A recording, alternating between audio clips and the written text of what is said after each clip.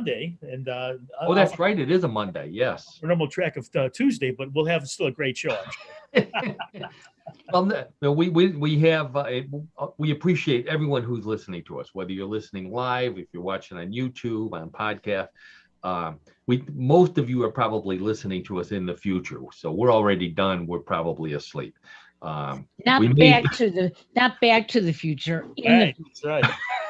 that's right. Not very far. Although I'll be talking about time travel today, so we can talk a little bit about. So how ironic is that? We'll be talking about someone who came from the future while people are listening to us in the future. wow. Wrap your head around that there. Yeah. It's pretty cosmic. So anyways, thank you for visiting us at What in the World. That we're at the world's best weird news source. Every week we're here for an hour. We like to talk about all the weird news that's going on in the world. Our motto is real news, sometimes strange, always funny. And that we try to stick to that. The news stories come from around the world. I pick them up on various news sites. They're as true as my sources say they are. They're really always strange. I think that sometimes strange is a stretch. And hopefully they're funny. That's our goal, because we don't want you to be depressed, or you can get that from the other news sources. You don't need to do that. Watch them for politics and business and all that other garbage. Come to us to have a good time for an hour a week. We're like your free therapy. And it is free. That's right. So Yeah, we're not charging a penny for that. there you go. So you can watch us on YouTube, Apple, all that stuff for free. So thank you for coming to visit us. John is here with What in the World of Sports. He comes to us with a weird story every week, and also he does our color commentary. And Karen, of course, is our producer, co-host, and media mogul at newclevelandradio.net, where you have not just What in the World, but a lot of great podcasts to listen to. And then I'll put in my other plug. For more information on weird news, I am the editor and head writer at mysterioussuuniverse.net. And right? Yeah. Mysteriousuniverse. Is it net or org? I think it's .org. I think it's .org. I should know that. Wait a minute. Let me look at my business card here. It says mysteriousuniverse.org. Yeah. Holy smoke. It's been a rough weekend. I'm here early on Monday. So, it's we just hang with us. We'll do the best we can here. So anyways, John I know he's all excited because I gave him a hint as to what we're talking about this week. I have Bigfoot stories from Ohio and Michigan. My state. With pictures. So be ready for that. This should be a lot of fun. I cannot wait. I knew it. We're going to talk about the time traveler. He came to warn us about giant aliens, and we're going to learn when these giant aliens are showing up. So we'll talk about that. There's a guy in Guatemala who makes pizza in a volcano. So I've got some pictures of that. Yeah. What did I say? Real new, sometimes strange. England, the oldest pistachio in history was found in England. So you may be detecting a food theme this week. World's smallest cow was found in Bangladesh. We're going to take a look at this cow. World records, strange news, trivia. We got plenty of trivia, and strange sports with What in World of Sports with John DiNallo. So let's get right to it. I'm going to hold off on Bigfoot for a second because I want John to get even more excited. So okay. All right, Paul, it's working. Yeah. We're going to talk a little bit about. This is one of those stories that just boggles my mind. So Ford has come out with a electric Mustang. I think it's called the Ford Mach something. Mach E3, I think it is, the Mach E3 or E2, something like that. So the E stands for electric, obviously. Mach stands for fast. So they're starting to sell these, and customers are complaining that it doesn't smell like a real car. There's no smell to it. So So Ford, instead of saying, too bad, it's an electric car, they're coming out with a perfume called Mach O, so the French, EAU, Mach O, for electric vehicle owners that to add that smoky, burnt rubbery gasoline smell of regular cars to an electric car. To me, if you really want that, roll down the window. Yeah. That's all you need to do.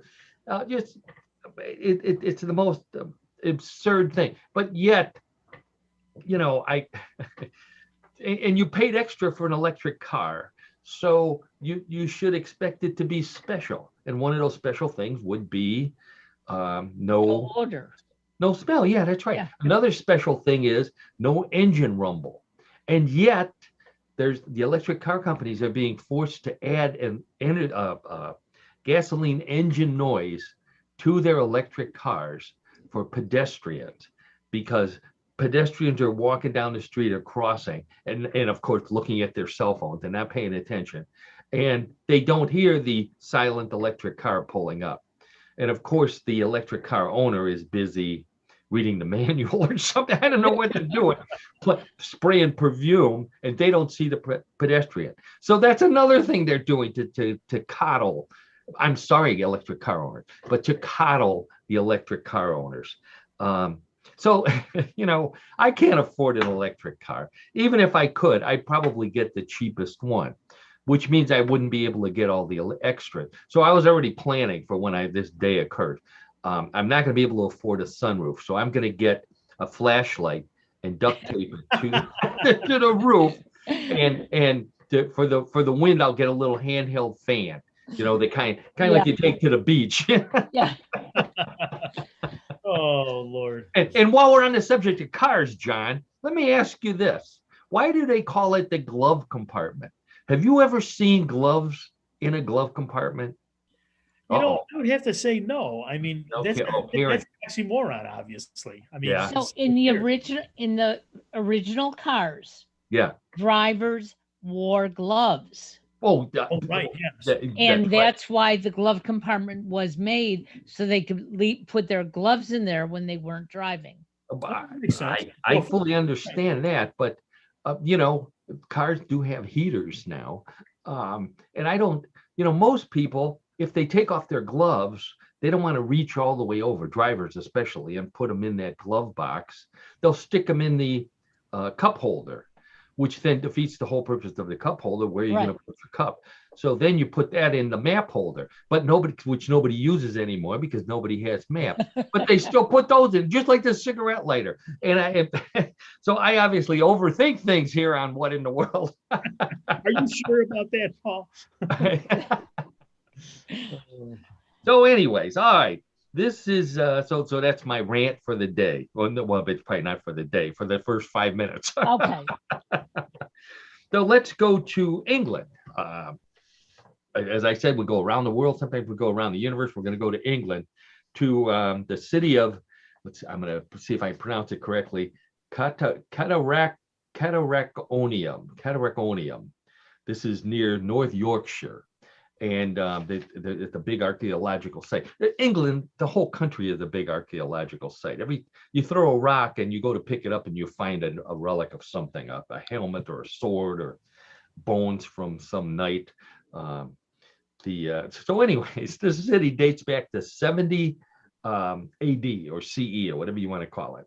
And they're digging in there and they found the remains of a basket which contains a single pistachio nut, which makes it the world's oldest fossilized pistachio nut they've ever found.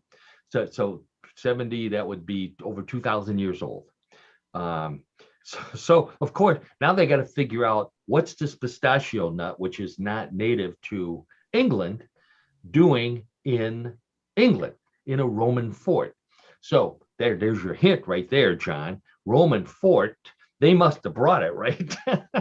Somebody did. From Italy, that's right, yeah. So I'm thinking they brought it with them, hoping that when they get to England, they'll find some ice cream and mint and make the combination, right? Why not? Why not? And the reason why that long segue into pistachio nut mint ice cream, I went to a kiddie birthday party for one of my great nieces 2 weeks ago. And believe it or not, they had pistachio nut mint ice cream for the adults, and the kids were eating it. The kids loved it more than chocolate, which absolutely amazed me because according to studies, that is the least favorite ice cream of most people. They always go for chocolate and vanilla and, chocolate and vanilla mixed. That's it. But the kids were eating this green minty chocolatey stuff for some reason. So anyway, so there's a found world's old, and so that segues into my next story on which is also about ice cream. And you may have seen this if you've been watching the national news lately. The Van Leeuwen, I'll just pronounce it that way. I think that's what it is. The Van Leeuwen Ice Cream Company joined forces with Kraft to make Kraft macaroni and cheese ice cream. Oh no. Yes. Oh. I know. That's something that I'm sure you'll like to taste here, Karen. So I will. I want to put a picture of it up here while I'm maneuvering around here. There we go. So there we have on your screen a picture of some yellow stuff that is Kraft macaroni and cheese ice cream. So Well, you adults, can see the macaroni. well, it's flavored. It's flavored macaroni and cheese. Oh. So kids, adults have the same reaction. I've shown this to a number of people. Seems like everybody has the same reaction, beginning with Y and ending with K, and rhyming with, other four-letter words. The kids, on the other hand, they already know about this. Latchkey kids, they come home, they're already mixing macaroni and ice cream because there's nothing else to eat in the refrigerator. So to them, it's been there, done that. We know how to do this. But, it's been a while since I've had Kraft macaroni and cheese, since I've learned how to make it myself, because it's such a complicated recipe. Oh, very difficult. Yeah. Anyways, it doesn't taste like real ice cream. It doesn't taste like real macaroni and cheese. I don't know what it tastes like. But we've talked about this before, Karen. I think you remember, and John, you may have been here for this as well. We've talked about ice cream flavors. Yes, we have.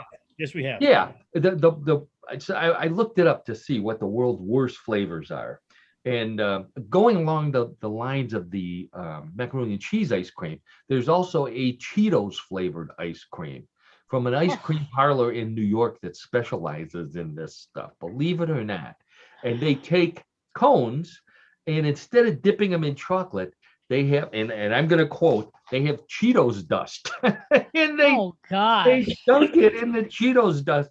And people line up for miles, or at least for blocks, to have Cheetos ice cream. John, what do you say to that? I'm going to say no. I agree. I love Cheetos as a snack, but as an ice cream, no, I can't do it. Ice cream. Okay, well, here's one for you, Karen. This also from New York. Fig and fresh brown turkey gravy ice cream. Oh, yeah. Figs and brown turkey gravy don't go together to begin with.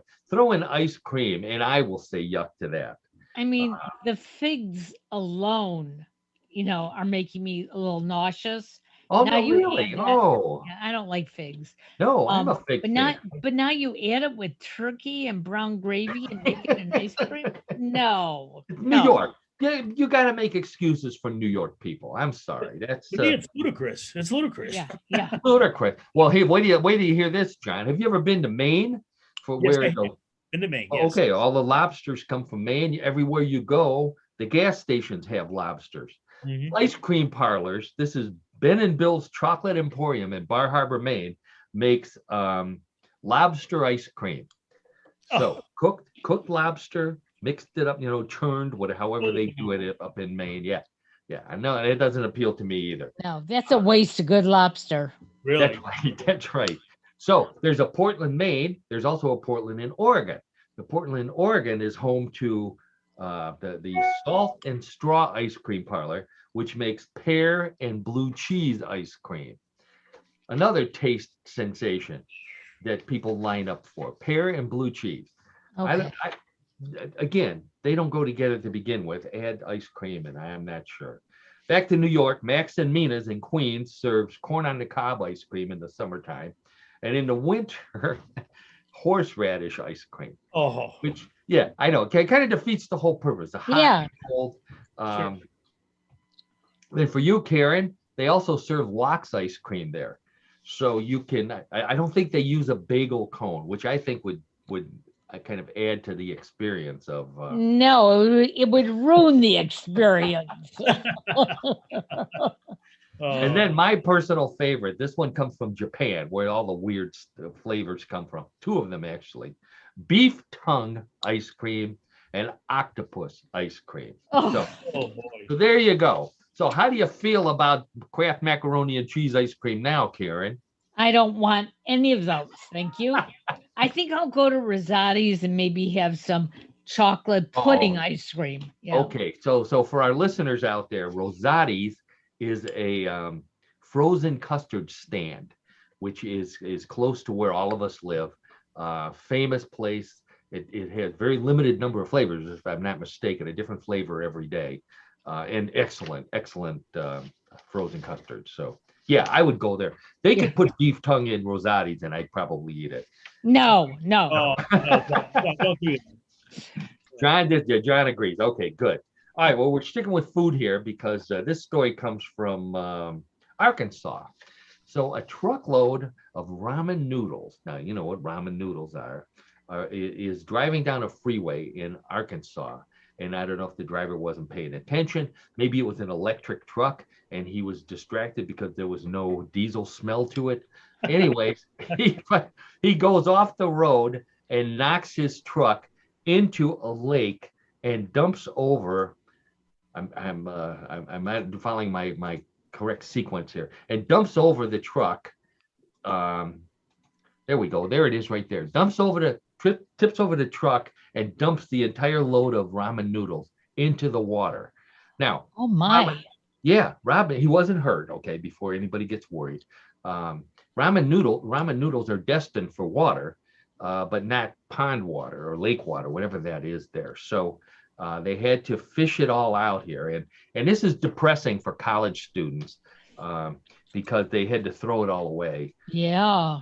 Yeah, so they have a Wow. dumpster there where they're this is such a serious thing in Arkansas. They had to delay the opening of 4 colleges, the fall because huge ramen noodle shortage. Yeah. Oh, So I wanted to talk a little bit about ramen noodles since there you go. That's, I think, one of the more popular brands right there, the Maruchan. I know I've seen those in the grocery store. Right. this is the grocery store, sure. Sriracha, I don't know about sriracha chicken. Chicken tortilla I might eat, but I'm not sure about this. So anyways, ramen, the word ramen is a Japanese word which means pulled noodles.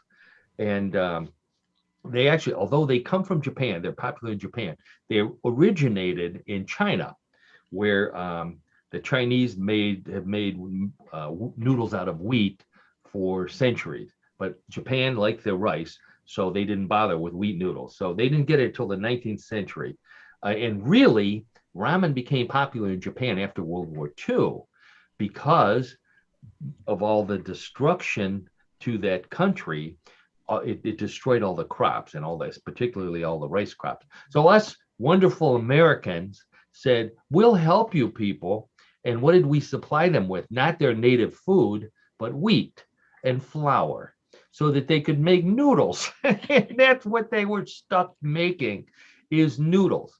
And the government didn't like it, but people were starving. So they opened up black market ramen stands all around the cities, and people would go there because it was cheap and it was basically some broth and the noodles, and that's what they had to eat. I'm going to grab some water here and look at my notes. So in 1958, the instant noodles were invented by Momofuku Ando in Japan.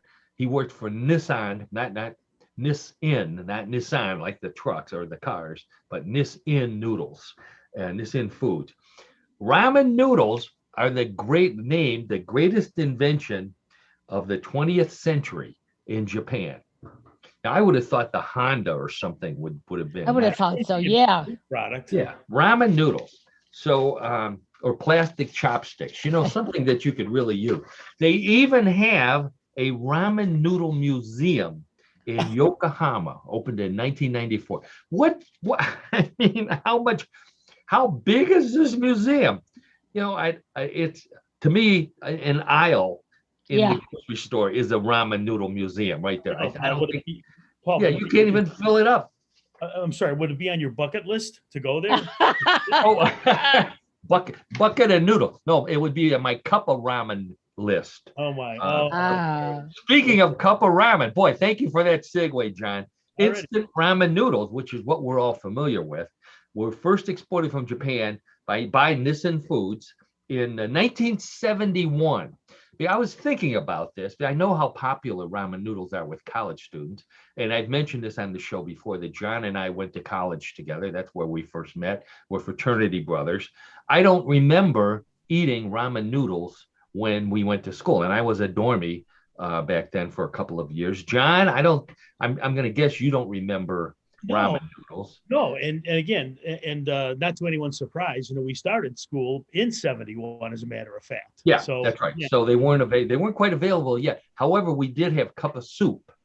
Cup of yes, we did. Cup of soup, which came out in 1972, a knockoff of ramen noodles. So the company Nissin came out with these things right here, not that brand right there, but cup of noodles. And I have a picture of a cup of noodles. In fact, it's like the truck driver. These spilled over onto the table here. So there's noodles all over the table besides in the cup. And this is typical. I'm going to show you another picture right here. They never look this good when you open the container after you put the hot water in and shake it up or whatever else you do. That looks quite appetizing, really. That looks expensive. That looks like something I would get at a restaurant, a Japanese restaurant, not in a $1 styrofoam cup of dried noodles that I added in college, of course, hot tap water to in order to slurp down. So anyways, cup of soup and that product was ironically invented by a British company named Batchelors, which goes hand in hand. Bachelors don't know how to cook, or at least back in those days. So the company was bought out by Unilever, and then they sold it to Campbell Soup, and those are the ones we remember the most: the Campbell Soup cup of noodles, cup of soup. So I've got one more story on food here, and I'm going to bring up the photo here so we can. Oh, this is from Minnesota. So in Minnesota, and you don't want to eat this particular fish here. This is a giant goldfish. If you can't figure it out from the picture, football-sized goldfish are being caught in this lake, Keller Lake in Minnesota. So of course, these are former pet fish that people don't want to take care of anymore. So they release them or they flush them or whatever they do into the pond, into the lake, and they end up in the water supply, they end up in this lake, and they grow like crazy. They grow fast. They're invasive species. So, they're warning people not to do it, which of course, nobody's going to listen to a warning from the wildlife people until these goldfish grow legs and walk up to the door of the house where they used to live and start banging on it, demanding, give me all those little containers of fish food that you have. Nobody's going to care. But John, they're the size of footballs. So that's huge. I mean, it's amazing. That's an amazing size. I'm thinking this is the perfect opportunity for the Minnesota Vikings to have kicker tryouts. Get them down to the lake, put the kickers in the water, and as the fish pops up, have them punt or kick or try a field goal with these fish. It takes care of two problems at once. Kills two goldfish with one stone. They rid the lake of giant fish, and they determine who they're going to put on the Vikings for their kicker. A dual purpose. Yeah. I don't want the Browns to do that. But anyways, that's so now we go to Guatemala, and this guy. So in Guatemala, there's a volcano. It's called the Pacaya volcano, active volcano. As people who are looking at this on YouTube can see, there's lava, there's fire, there's all kind of stuff on the blackened, hardened lava that this gentleman is standing on. And he's making a pan, a big square pan with pizza in it, pizza dough. And he then has a pizza tray on the end of a stick, like you see it at the pizza restaurant, and he's sliding it into a hole filled with hot lava. This is the most popular pizza in Guatemala right now. People are lining up for this stuff. It's dangerous if you haven't figured that out. Here he is pairing, and up in the corner you see him gathering up more hot rocks, and the picture shows him, he's clearly covered his face and his arms and his hands with probably an asbestos jacket to protect him from the heat. Wow. Yeah. So I don't know what he called it. I was thinking maybe Mount St. Domino's would be a good name for volcanic pizza or Lava John's. You know, I hate to rain on his parade though, but does he have a vendor's license where he can like sell that? Whoa, good one. Just a thought. Just a thought. This is Guatemala, John. This isn't Cleveland. Okay, all right. So he can let it vendor's license. That's a good question. That is a good question. Probably not. That would be my guess. Probably not. What topping goes good with volcanic pizza? That's what I was wondering. Blackened olives was my answer. Yeah, right. Blackened olive. Yeah, blackened olives. Yeah. What else can you eat on volcanic pizza? Anyways, it must be good because people are lining up. You don't see anybody lined up here, but you trust me. The article from Guatemala said they were lined up waiting to eat his pizza. Now, something else you might want to eat, although you'd probably feel bad about doing it, is this little fellow here. Aww. This comes to us from Bangladesh, and this is a picture of a full-grown 23-month-old, so 2-year-old Brahman Bhutanese cow. Bhutanese cow looks kind of like a Brahma bull, but it's only 20 inches tall. Now they're normally, like the other picture here, probably about four times as tall as that at least. So this little guy, this is his mother and father are also these Bhutanese cows, which are a dwarf cow. They've been bred to be smaller because they're short of land and food, obviously there. So they don't need much land, they don't need much food, and they generate an awful lot of milk.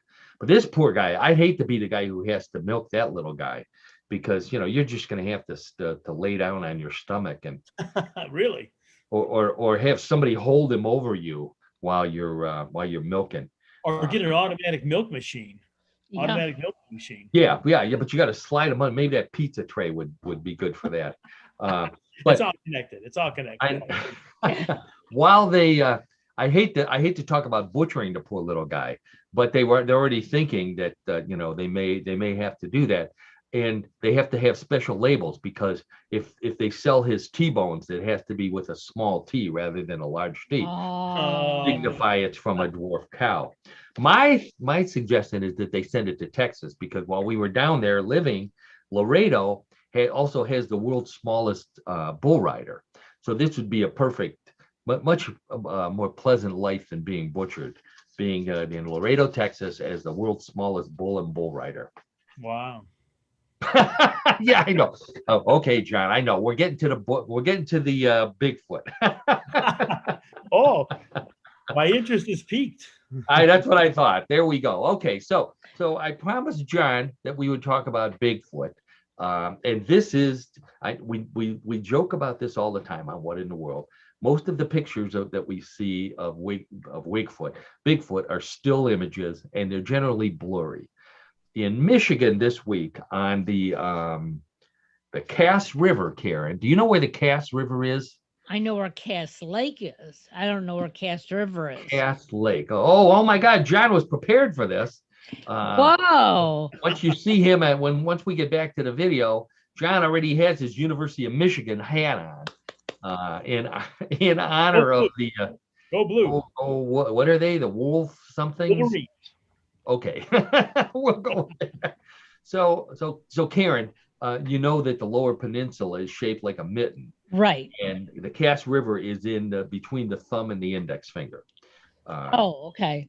There you go. Okay, so this guy says his cousin was kayaking on the Cass River, and he comes around the bend and he sees what we're looking at on the screen right here. It's a reddish-looking, fur-covered creature wading across the water, carrying something.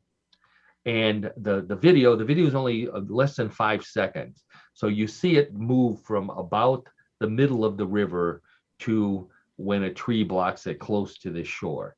But it's definitely walking. It's definitely moving at a decent pace, not as fast as it would if it were Bigfoot on land. So the gentleman took the video and he sent it to the Rocky Mountain Sasquatch Organization, RMSO, who investigate these kinds of things. And Kyle Shaw was the investigator who got it. And he took a look at it. Now, one of the things he did was, for John here, he blew it up. Now, you're not a trained investigator, John. This guy is. And he looks at this, and he can see that the Bigfoot has its face turned towards the camera, and he sees a nose. He also disagrees with the people who say that the Bigfoot is carrying a deer, that thing to the on the left-hand side of the Bigfoot is a baby Bigfoot or possibly a toddler, and the head up on above is behind the Bigfoot that's carrying it. So that's why you can't see the head. That's what makes it deceiving.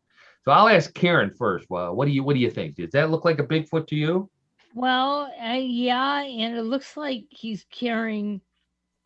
now it looks like he's carrying two people. Oh, Depending how you look at it, at uh-huh. first it looked like he was carrying one. And now as I look at it, it almost looked like he had two people. Two people. Yeah, So two the little Bigfoot is people. carrying two babies. John, what do Yeah. you say? I have to admit, even though it's not that clear in comparison to other Sasquatch photos, it's pretty good. So yeah, there's something there here. I can't. I'm yeah, I mean, I'm not exactly certain, but it looks like some kind of creature. There you go. That's you now agree with the Bigfoot investigator. So both of you have become junior investigators. Your badge is Wow. veiled. Yes, it cannot be ruled out. There's enough similarities to what they think Bigfoot looks like that they were not able to rule out that it's definitely not a Bigfoot. A lot of people said, "Oh no, it's a person in a costume." However, and I noticed this when I was reading the testimonies of the witnesses, is that if that were a person in a costume, the costume would be soaked. And there's no way. I've been in water with jeans that got all wet, and all of a sudden you can't move because you're carrying an extra 20 or 30 pounds worth of water in your pants, so to speak. So this is a Bigfoot. So that's the that's what they think, is that the Bigfoot investigator thinks that's definitely a Bigfoot. Now, this is that's what he said. He said, "I'm not saying this is Bigfoot. I'm not saying it isn't." He says it isn't the greatest footage, but it's better than most. So so he magnified, he stabilized, he did all that kind of stuff. And we talked about Michigan before. Michigan is one of the top 10 states for Bigfoot sightings. So it's entirely possible that that's what this is. However, not long after that, we moved to Ohio. And we talked about this before. In Ashland, Ohio, there was a big Bigfoot sighting earlier this year in May. A young girl, was leaving an exercise facility at midnight after working out, And while she's walking to the parking lot, there's a forest next to the parking lot.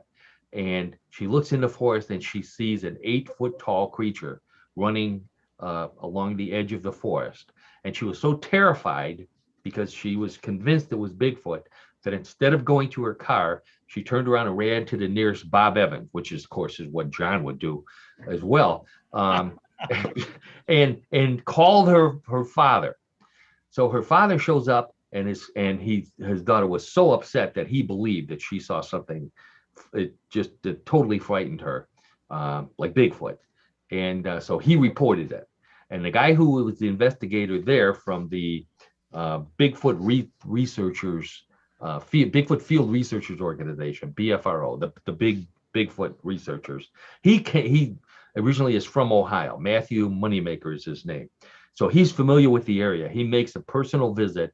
He can't find footprints, but he found deer trails. He found water. He found all kinds of stuff that indicated to him this could conceivably have been a Bigfoot. And he rated it a Class A sighting. So even though, John, there was no video, a trained investigator thought that enough of this girl's testimony in the area that Ashland, Ohio, 50 miles from Cleveland, there was a 8-foot tall Bigfoot there in May. Well, do you think that Bigfoot might be matriculated from Michigan? And there you go. There you go. That's exactly right. Because just this past week, another Bigfoot was spotted in Ashland. Now, again, I'm gonna tell you up front that this guy, he was mowing his lawn when he saw it, and he reached into his pocket for his phone and he couldn't find it. So I happen to have a picture of an Ohio Bigfoot for you. Right there. There you go. My friend Brutus. My friend Brutus Buckeye. Brutus Buckeye. That's right. That's it. And Brutus, by the way, I don't know how tall this particular Brutus is, but similar to Bigfoot, they are very strong when it comes to dealing with other animals. And I happen to have a picture of Brutus dealing with a wolverine. Oh, no. Oh my God. That's terrible. He's attacking the wolverine. This Brutus, the mascot from Ohio State, is beating looks like a Wolverine piñata, wearing a tutu. Pretty embarrassing position for a Wolverine to be in. Yeah. At some football game. Yeah, that's so as a favor to all of our Wolverine fans, of which there are 2 on the show, I'm going to take that down. We'll talk about it. There you go. I thought we'll talk about this other Bigfoot here. I watch my time here. So this one comes to again from Ashland. The guy was on his riding mower, again near a forest. He sees something walking along the edge. Doesn't have his phone, but he's convinced that it's a Bigfoot. So convinced that he wanted to prove it to himself.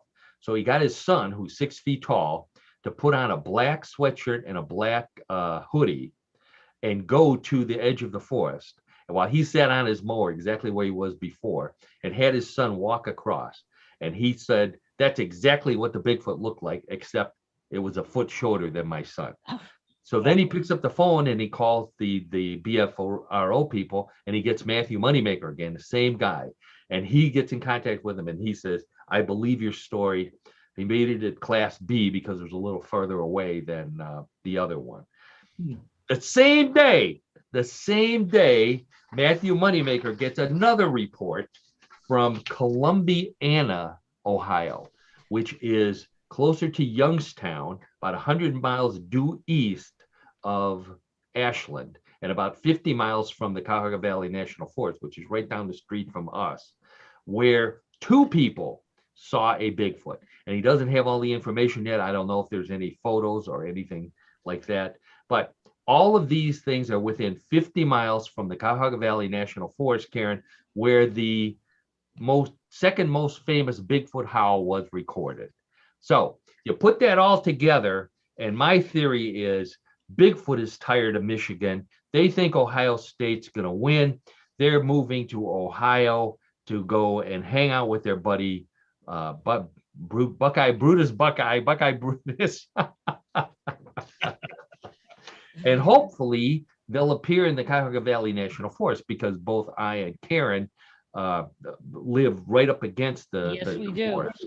John lives very close to it. I know he drives through that area quite frequently. So this is a chance. We need to do a field trip to the Cuyahoga Valley Park, do a show from somewhere out in the woods, listen for Bigfoot. I think that would be a whole lot of fun. We Yeah, I'm could all pick. for it. I'm all No, for it. wait. We could pick berries.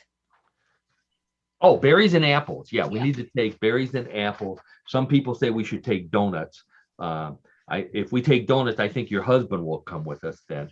So Yeah, he would. And Joe Max. Joe would Max approve. Donuts. That's exactly right. Joe It Max Donuts, our old sponsors and friends. We used to do our show from there. So say hello to Gene and Frank if you're listening. If we do the remote, we'll be glad to take Bigfoot some Joe Max Donuts. Absolutely. I think Bigfoot would love it. So there you go. I knew both of you would enjoy the stories of both the Ohio and Michigan, Absolutely. especially with John and his hat for the week. Oh yeah. By the way, for everyone listening, it's Wolverine, Michigan M. Before the show, he modeled all of his Michigan hats for us. So John is obviously a Wolverine fan. A very dangerous thing to be in the state of Ohio. And nonetheless, our good friend, we let him get by. We're going to get away with it, as we do Karen. So, but we're not here to talk about football with John on What in the World of Sports this week. As always, I asked John to find us a sport that is unusual, strange, maybe something that that he and I can participate in our advanced stage, maybe something that Karen can get involved with as well. And John always, without fail, comes up with something really weird. And usually by the end, we decide that we're not going to participate in it. I have a feeling that's what we've got this week. So John, take it away. What's our sport for the week? Okay, our sport for the week, Paul and Karen, is oil wrestling. Oil wrestling. Now, oil wrestling. Okay. I'm before anybody hangs up, disconnects from us because they think it's female oil wrestling. It's not. It's a real sport. Well, right, John? Yeah. Please agree with me. Well, I've You don't want learned to be censored by YouTube.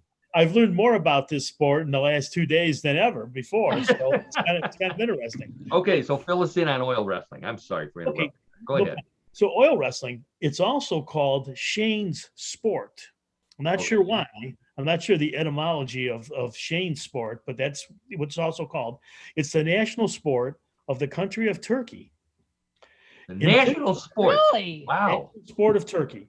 In Turkish, the sport is called Yagli Gurez. And it is called oil wrestling because the wrestlers douse each other with olive oil before they wrestle each other. Now, the wrestlers, there's a good reason. Yes, the wrestlers are known as Pehlivan, which means hero or champion in Turkish. They wear a type of hand-stitched leather trouser called either a kizbet or a kispet. Okay, all right. While John is explaining the oil wrestling to us, I'll put some photos up here for those of you watching on YouTube. And you're right, John. I didn't realize this that it was that old. This is a drawing of a sultan watching a couple of oil wrestlers wearing their leather pants. So, and what did it go? Kispet. Yeah, it's actually spelled two ways. It's either kizbet with a B or kispet with a P. Okay. And it's traditionally made of water buffalo hide, of all things. So it's made of that certain material. Now, unlike Olympic wrestling, oil wrestling matches can be won not by pinning your opponent, but can be won by achieving an effective hold of your opponent's kizbet. To win by this move, which this gentleman's doing here, it is called a paka kazik. Oh my God. And originally, the matches had no set duration and could actually, believe it or not, go on for as long as 1 day or even 2 days. And that's a long time to be in the particular position that we have displayed on the screen right now. We are, but for those who can't see it, we are borderline being censored by YouTube at this point. With exactly how this one gentleman oil wrestler is grabbing the kisbet of the other oil wrestler. Right. So then, better minds prevailed. Okay. And then in 1975, the duration of a match was capped at 40 minutes. If there is no winner after 40 minutes, play continues for an additional 15 minutes, wherein scores are then kept for various moves to determine who the victor is. Okay. Now, Go ahead. Yes. the annual, what's called the Kirkpanar tournament, it's held in the city of Ederine since 1346.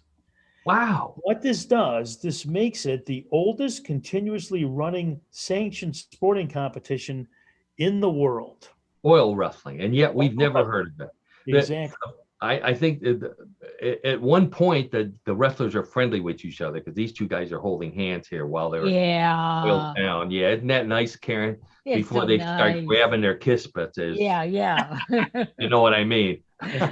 So anyway, so oil wrestling can be traced all the way back to ancient Sumer and Babylon, where it was called Karakukak Gurez, which means ground hug.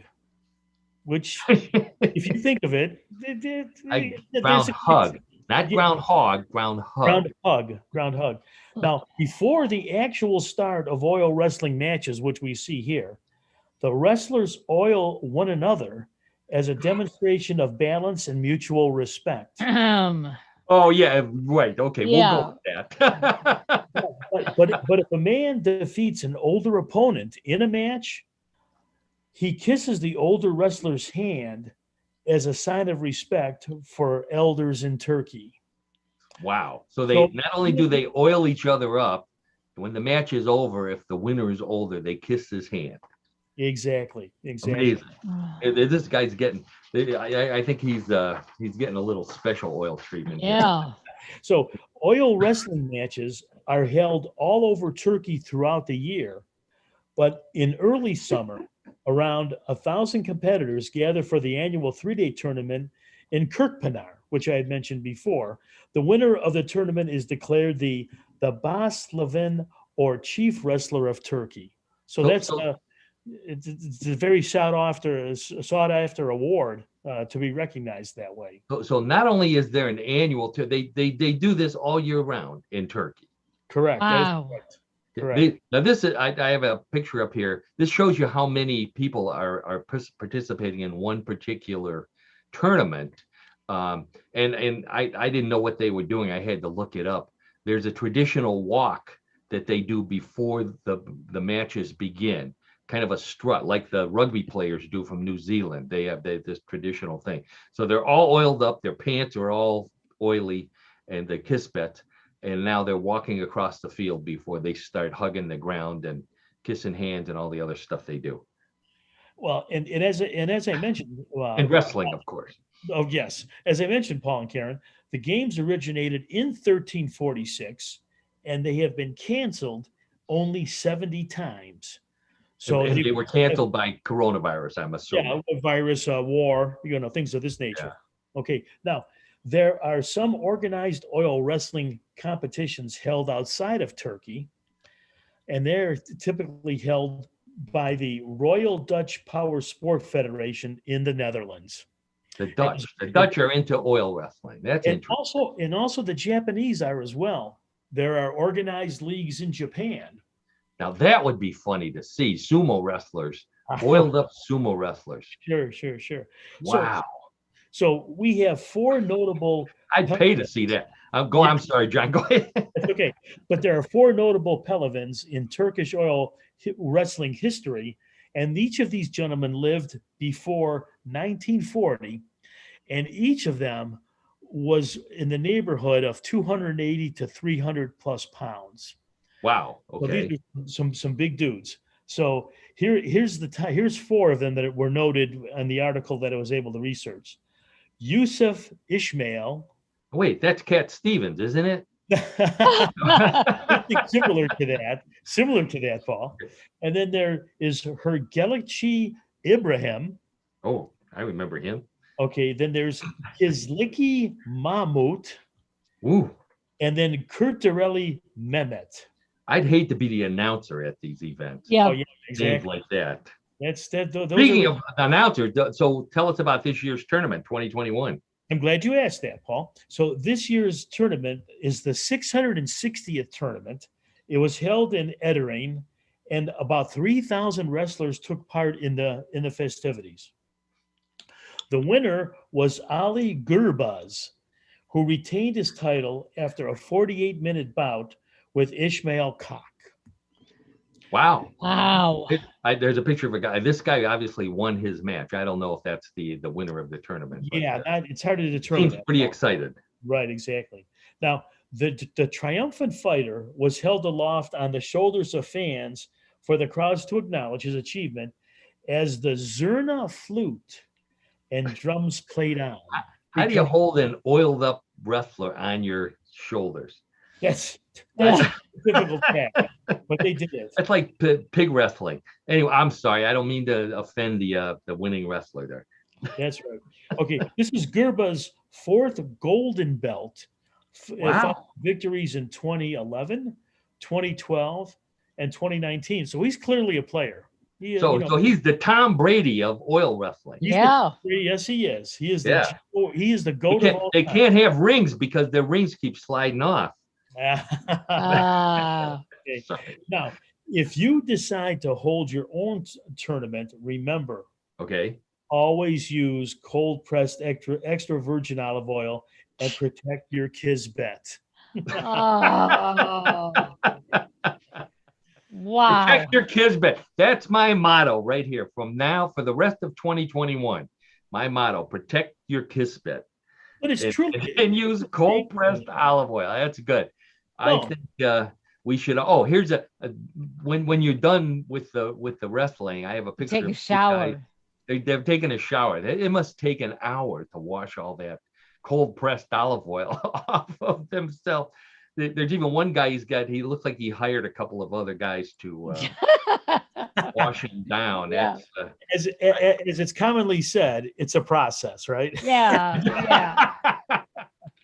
But I'll tell you, it's amazing. If you're going to do your oil wrestling, great value. One of our sponsors, Great Value Extra Virgin Olive Oil. Salads and dipping and oil wrestling. It doesn't. There you go. All right. Well, John, as always, a strange sport. Yeah, that was strange. I can speak for all of us. I don't think we'll be doing it anytime soon. No, I don't think so, Paul. Not me. Don't sign me up for that one. In fact, I don't even think we could convince anybody in Cleveland to do it. So I'm not even going to suggest that we try to hold a tournament ourselves. But a tournament that we could hold is Bluff the Co-host, which is our weekly game. Yes. That's the best. We don't oil up for it. John, I know, practices all week long getting ready for Bluff the Co-host. Basically, it's a real easy game to play. I have 3 stories similar to the ones we've been listening to here. With the difference, it's some may be true, some may be a bluff.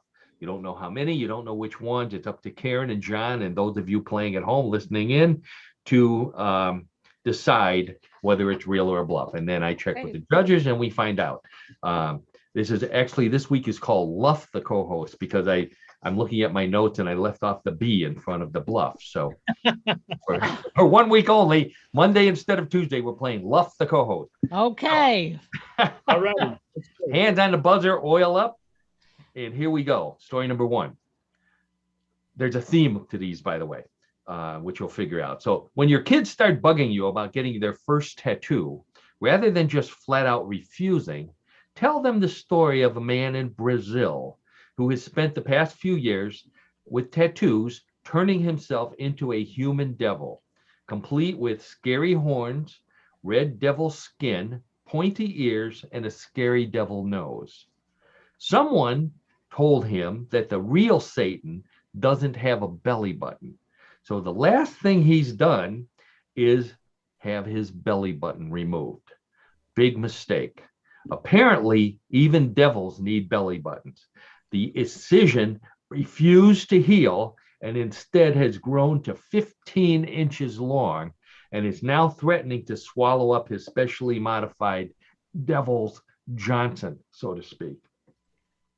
while he waits to see if his insurance will cover the insertion of a new belly button, he's making a video warning kids, don't try this at home. Okay, so the man who's covered with tattoos, wants to be a devil, has his belly button removed, and it's the biggest medical mistake he's made. And trust me, someone with horns, he's already made some big mistakes. What do you say, Karen? Real or bluff?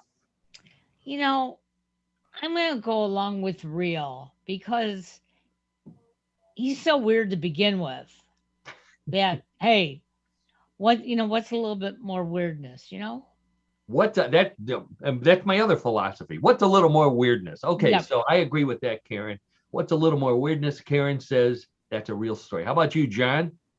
I'm going to have to disagree with Karen on this one. I'm going to say it's a bluff, and I'm going to say it's a bluff because the incision, it's become 15 inches. If that is that correct? I mean, if this is It says. Well, Paul, if that's accurate information, and Karen, if that's accurate information, 15 inches, how does he walk around? I mean, I don't see it. I have to say it's a bluff. It's a bluff. John disagrees. Okay, John disagrees. John says it's the real. But the judge had a photo because that's a real story, John. Oh my gosh! Karen, unfortunately, I don't have a picture of the incision. It's okay. That's Yeah, fine. right. We don't need one. We don't need one. But if you Google devil's Satan's tattoos, I think something like that, Wow. and you'll see a picture of this guy. He really looks weird. So, anyways, all right. So, Karen, you're ahead 1-0. Oh boy, John, time to catch up here. Okay. Get yourself some Evu and oil up. Our theme is weird things kids do. Story number 2. With kids being locked down during the pandemic and running out of new shows to watch, many of them have turned to binge watching classic cartoons, and one is causing parents to worry. According to many dentists, concerned parents are reporting that their kids are suddenly lisping and spitting when they talk for no apparent reason. However, after comparing notes with other dentists on a dental website, they've concluded that the kids have been binge watching Warner Brothers cartoons and subconsciously picking up the speech patterns of Sylvester the cat, the nemesis of Tweety Bird. After forcing their kids to watch something else, the dentist and the parents report that the spitting and lisping is gone after a few days. The dentist warned to keep an eye on the kids' TV habits in case they switch to Elmer Fudd or Porky Pig. So, kids watching too much Sylvester the cat end up saying things like, it's despicable, and spitting all over the screen. John, what do you say? Real or bluff? I'm going to say this one's real. I'm going to say that I could see kids doing this. In fact, I'm saying I may have done it when I was a kid watching Sylvester. So trying to emulate him. But holy smoke, it's true. You must be a big Sylvester fan to pick that up. Okay, so John says it's real. Karen, how about you? Well, I think we all grew up mimicking, but I don't think it's true because I think more kids have had problems earlier on than today. Okay. So I'm going to say it's a bluff. But you're saying it's a bluff. Kids can't pick up lisp and spitting. Well, they could, but I don't think it's a big deal. But not in this particular case. And John, on the other hand, says it's real. Let's check with the judges here. And whoa, Karen is right again. That was a bluff. Oh, Karen, very good. Okay. Your hat may be on too tight, John. You might want to another one. Try another one. There you go. Okay, Yeah. all right. Okay, so this It's is a thinking cap. Okay. Yeah. okay. Thinking about. Well, I'm not going to ask you what you're thinking about. So this means what, Karen? You're ahead 2-0. Holy smoke! You're 2 for 2. John, you have a chance to catch up here. Points are doubled in round number 3. So let's go right to it. Story number 3. While desperate parents in the U.S. with bored kids on summer vacation who want to go to amusement parks, but let me read that again. Desperate parents in the U.S. with bored kids on summer vacation who want to go to amusement parks but aren't vaccinated have something else to do. A natural soap company is offering an alternative.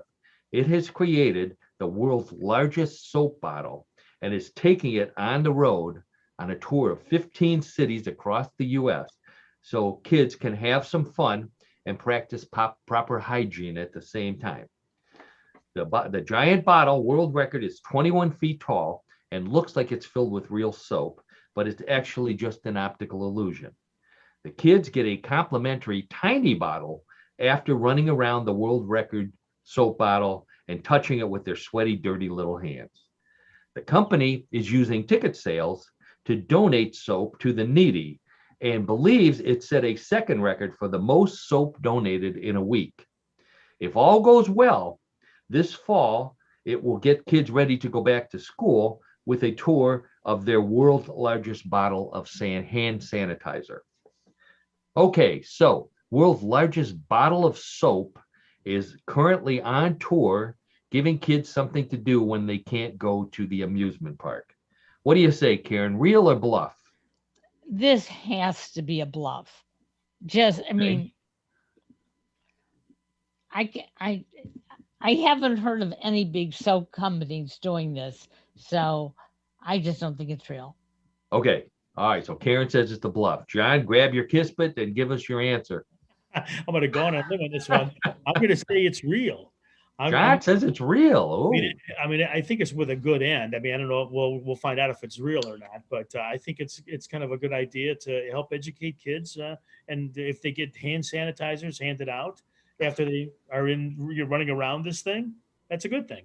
So I'm the good thing. Okay, John says running around a giant bottle of soap is a good thing. All right, and Karen says it's a bluff. Karen's ahead 2-0. Let's see what the judges say. Guess what? The score is tied. That's a real story, John. Very good. Okay. All right. Oh, who's the manufacturer of the soap? Company is called Soapbox. They're a natural soap company, one of the independents, and they're trying to get some publicity. So they built this giant 21. You can Google it. Giant 21-foot bottle.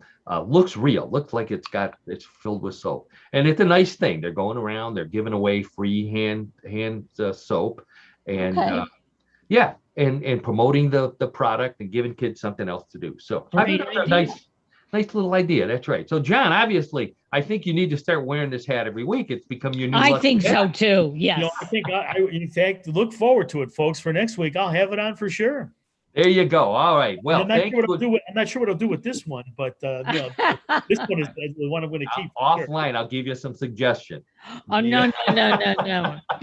Just imagine what they'll be, Paul. I can just imagine. Very good. All right. So anyways, I hope we had a good time this week. Thank you again to John for What in the World of Sports and playing along on Bluff the co-host and all the things he does. Thank you, Karen, for everything that you do for us, and both on the show and at newclevelandradio.net. And especially thanks to everybody for listening in. Absolutely. We keep getting more people joining our podcast and watching on YouTube every week. We really and truly appreciate you listening to us, telling your friends, liking, doing all the stuff that you do so that we get some publicity and are able to reach more people with the world's only weird news show, real news, sometimes strange, always funny. What in the world? That's all you need to remember. And kids, don't grab your kiss, but whatever John said.